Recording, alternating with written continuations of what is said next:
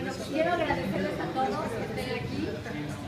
Quiero decirles que para mí en lo personal fue un día muy especial el día de hoy, porque el hecho de estar en la facultad, después de tantos años de haber estado con ustedes, compartir este día con ustedes fue algo de verdad maravilloso.